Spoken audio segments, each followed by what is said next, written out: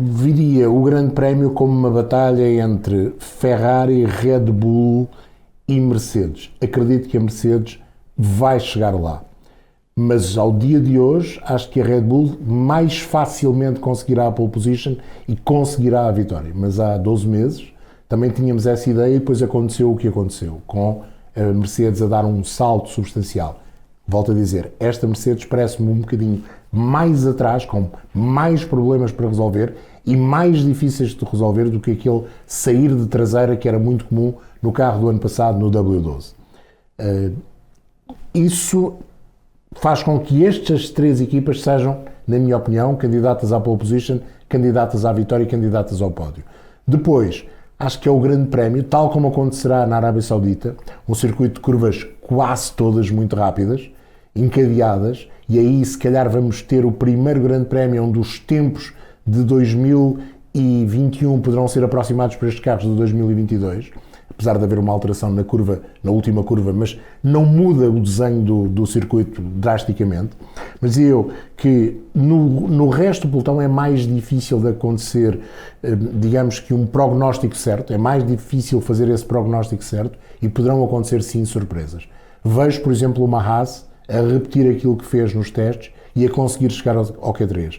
Vejo uma Alpine a ter dificuldades em chegar ao Q3, se calhar até ao Q2. Vejo uma Alfa Romeo a conseguir pelo menos meter botas, porque Zhou teve algumas dificuldades de adaptação, não achei particularmente rápido, mas rapidamente o chinês também vai lá chegar.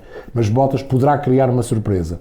Aston Martin poderá não ser uma surpresa na qualificação, mas poderá ser uma boa surpresa na corrida. Portanto, há aqui uma quantidade de fatores que são difíceis de fazer um diagnóstico perfeito. A Fórmula 1 está de boa saúde, estes carros têm alguns problemas, mas a Fórmula 1 está de boa saúde e penso que vamos ter um campeonato muito competitivo. Não fiquei com a ideia que Red Bull, Ferrari ou Mercedes estejam assim tão à frente uma das outras duas, poderão estar sim algo à frente do restante pelotão, mas há o caso McLaren que pode ser aqui um fator. Se a McLaren resolver os seus problemas de travões, poderá ser mesmo um fator, talvez até para lutar pelas vitórias. Não acredito pelo campeonato, mas por pódios e vitórias, acho que pode.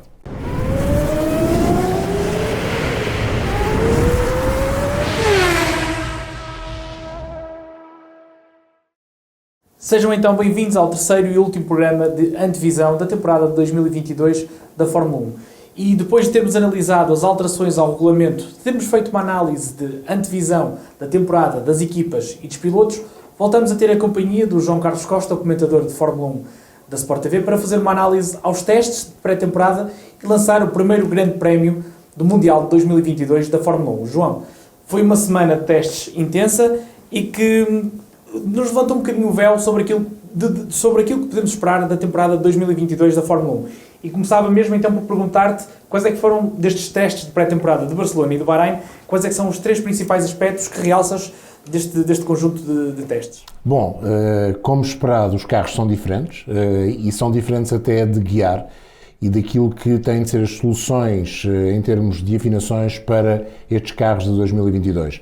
Os pilotos foram confrontados com um carro que tem muito apoio atrás, tem menos apoio à frente, que nas curvas mais lentas parece um barco, é demasiado pesado. Estes carros de Fórmula 1 da temporada de 2022 têm mais de 50 kg, são de facto muito pesados. O carro, piloto e lubrificantes, mais combustível, estamos a falar de mais de 900 kg, algo inusitado em termos de um carro de Fórmula 1.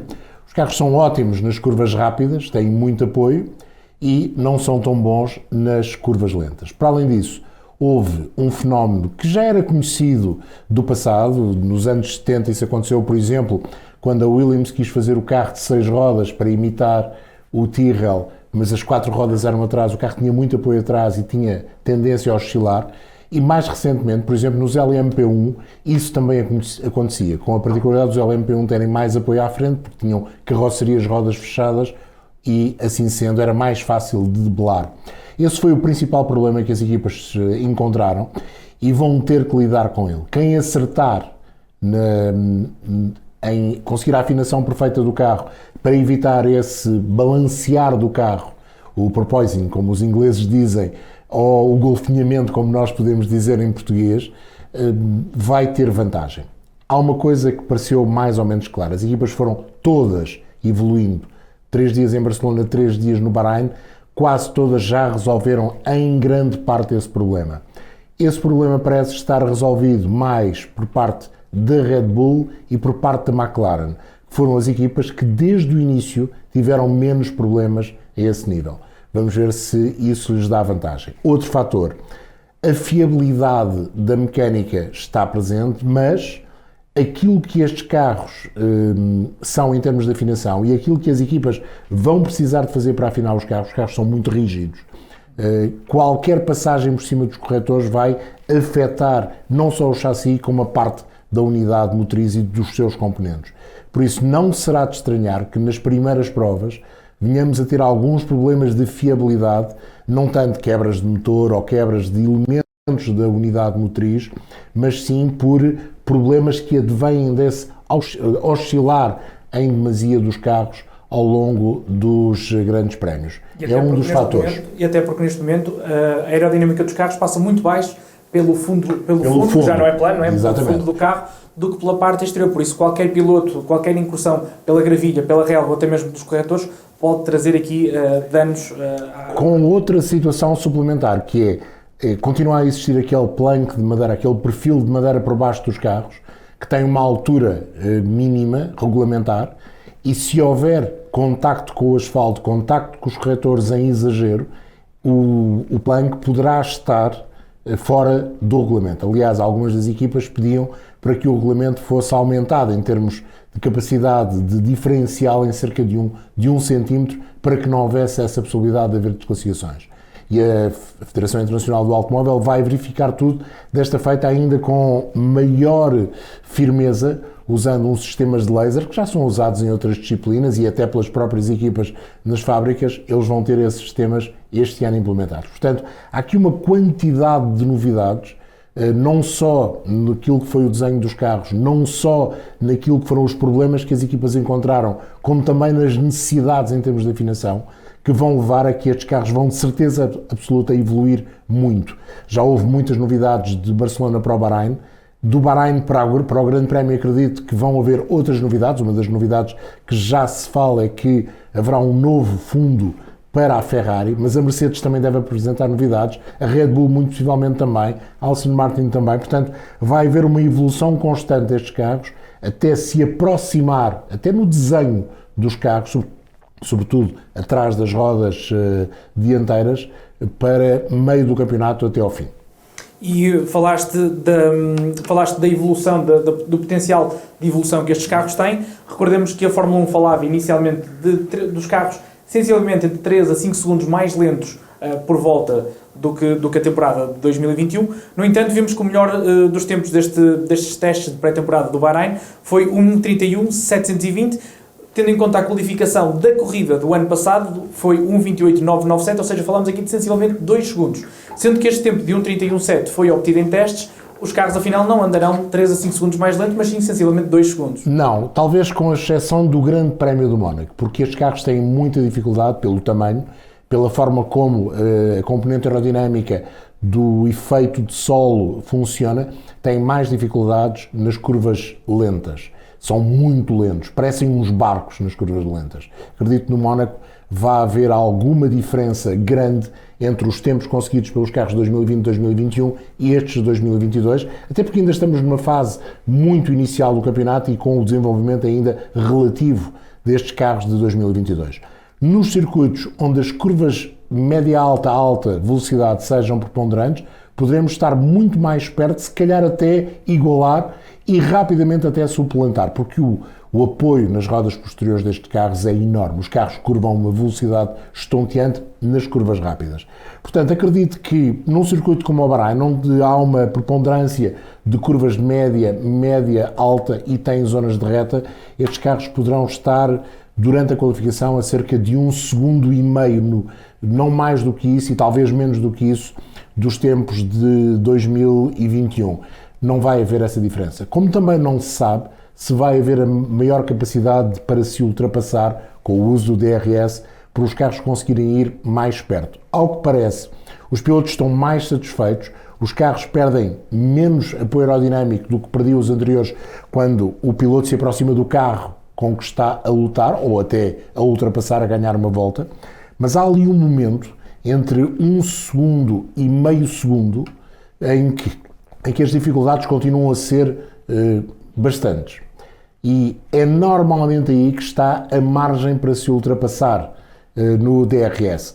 O que acontecia muitas vezes até aqui era que os carros estivessem entre 0,5 e 0,6, tinham alguma facilidade em ultrapassar o carro que estava à frente. Se estivessem entre 0,6 e 1 segundo, que é quando se pode começar a pôr a funcionar o DRS, tinham mais dificuldades. Essa janela não melhorou muito, mas a janela total melhorou muito e, portanto, acredito que venhamos a ter mesmo mais ultrapassagens. Achas que o DRS pode ser ainda mais preponderante esta temporada que era no passado? Acho que o DRS poderá ter aqui uma importância ainda maior do que tinha até aqui. E vamos ver se aquilo que os engenheiros fizeram permitirá em breve, e o em breve será em 2023, deixar de ter DRS. Eu não me choca nada a ver o DRS, mas para muitos fãs, até para os pilotos e até para algumas equipas, o DRS é uma arma não legal, por assim dizer, ainda que o seja, obviamente. E novos regulamentos trazem também nova liberdade criativa aos engenheiros, e para este segundo teste, ou para os testes oficiais de pré-temporada, no Bahrein, a Mercedes trouxe um design totalmente diferente de todas as outras equipas. Foi uma surpresa. O carro tem algumas linhas que estão ali no limite do regulamentar. Falou-se muito entre letra do regulamento e espírito do regulamento. A letra do regulamento é o que conta. Mas a verdade é que a FIA e a Liberty, quando propuseram este regulamento para 2022, a ideia era exatamente fazer com que os carros pudessem andar mais juntos, haver maior competitividade, haver mais equipas a lutar por pódios, por vitórias e até por campeonatos. E este carro da Mercedes joga ali com a letra do regulamento dentro da mesma, mas vai um bocadinho além, na minha opinião também, do espírito do regulamento. Mas o espírito do regulamento não é quantificável. Verdade que logo após os testes, na terça-feira, houve uma reunião por parte da Comissão da Fórmula 1 para perceber se de facto, sobretudo aquela asa, suporte de espelho do W13 seriam ou não legais, não na letra do regulamento, mas no espírito do regulamento. Parece estranho estarmos a ter esta conversa, vamos ver qual será a decisão final da FIA e da Liberty. Agora que é um projeto diferente, se é um projeto ganhador, vamos ver. A Red Bull também fez ali uma investida diferente para o último dia de testes, com um carro que tem algumas alterações nos pontões, nos sidepods, relativamente àquele que tinha sido usado nos 2 primeiros dias no Bahrein e nos 3 dias iniciais em Barcelona.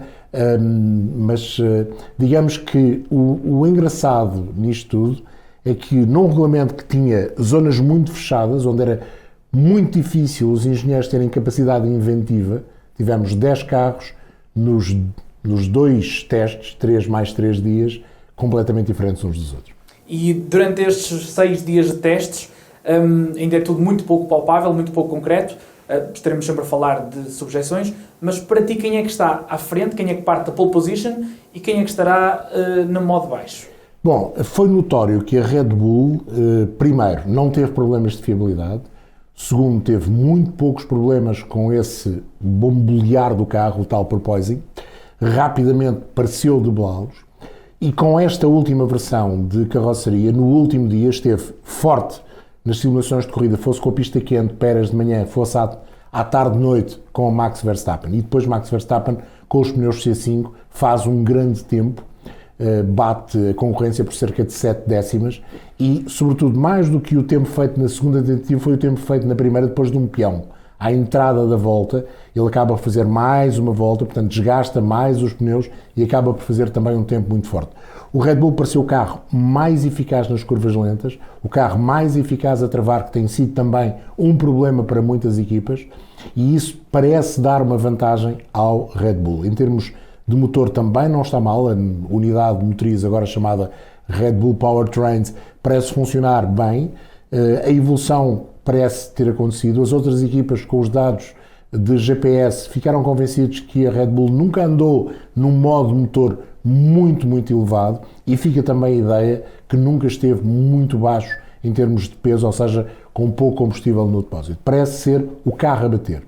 Depois há a questão Ferrari. A própria Ferrari tem vindo, depois dos testes, a dizer que ainda não tem um carro ganhador. Ferrari também não teve problemas, mas teve alguns problemas com a oscilação do carro, com o tal bambolear do carro. Parece ter conseguido resolver em parte esse problema. Tem esse tal novo fundo que aponta para tentar resolver tudo. Agora, a Ferrari tem um grande motor, isso já toda a gente percebeu.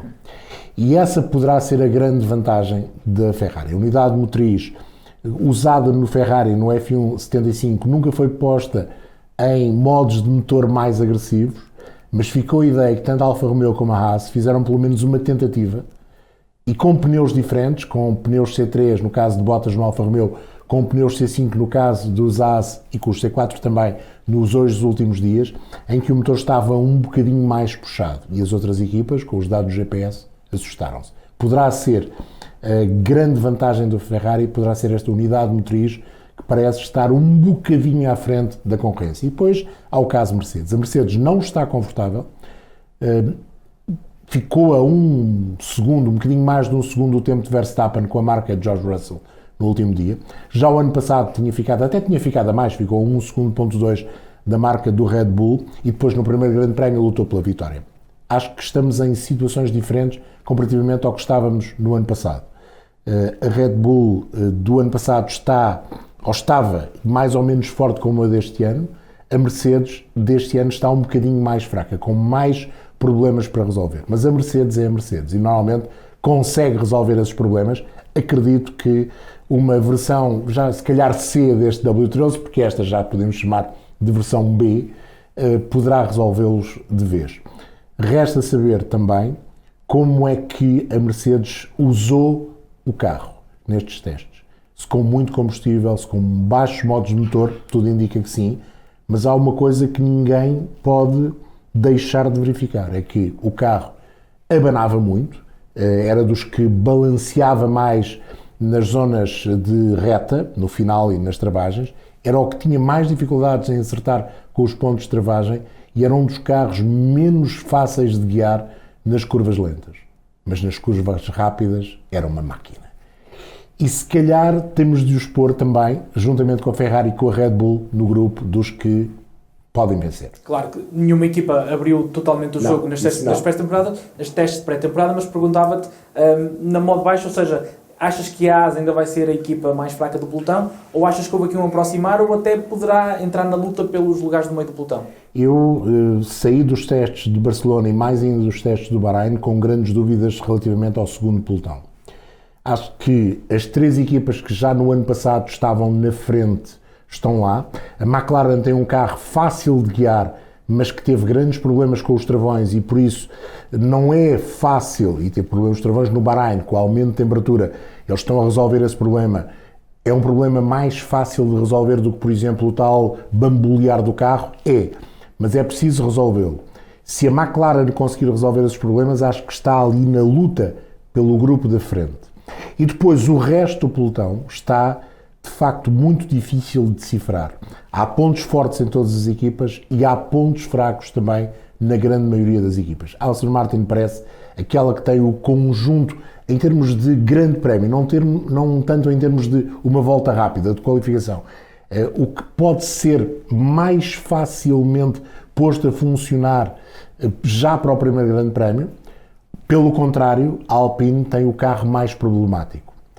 É um carro rápido, Alonso fez o quarto tempo, é um carro que conseguiu fazer algumas simulações interessantes, mas foi o carro, tanto em Barcelona, onde andou sobretudo a testar o motor novo, como no Bahrein, onde foram mais além, teve alguns problemas inusitados, teve uma grande diferença de performance, até dependendo da temperatura de pista e do pneu que estava a utilizar. Portanto, é um carro difícil de analisar. Se me pedissem para eu pôr o Alpine no grupo da frente do segundo pelotão, eu não o poria. Mas poderá surgir no grupo da frente, porque estes problemas podem ser pequenos e podem ser facilmente resolvidos. A AlphaTauri escondeu um bocadinho o jogo e acho que também está bem, mas tem alguns problemas de fiabilidade, apesar de ter feito muitos quilómetros durante os testes do Bahrein. Foi mesmo a equipa que mais quilómetros fez mais de 2.000 quilómetros nos três últimos dias. Haas é, para mim, a grande incógnita. Terão usado mesmo só pouco combustível, terão usado sempre um modo de motor um bocadinho mais agressivo, até porque sabiam que iam fazer menos quilómetros e, portanto, a Ferrari pode-lhes ter pedido tentem lá usar o motor para nós também termos algum tipo de informações.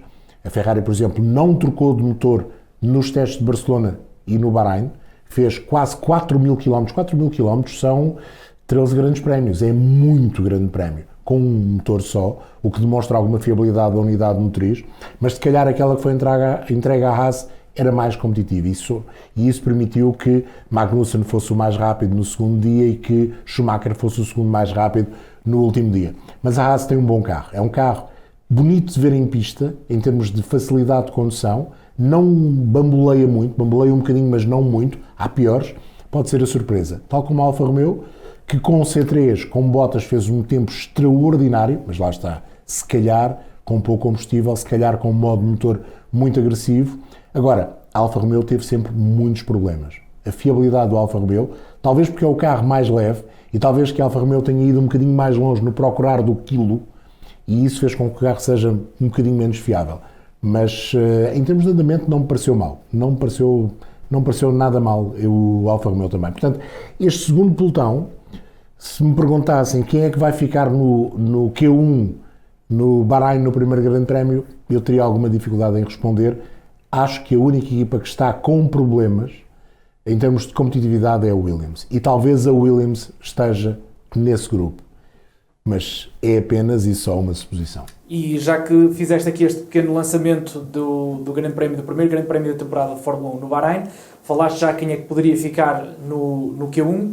Quem é que tu achas que chegaria até ao Q3, ou quem é que achas que partiria da corrida na melhor posição, e quem é que tu achas então que pode ganhar? Pedia-te aqui um pequeno lançamento da primeira corrida. Eu viria o Grande Prémio como uma batalha entre Ferrari, Red Bull e Mercedes. Acredito que a Mercedes vai chegar lá.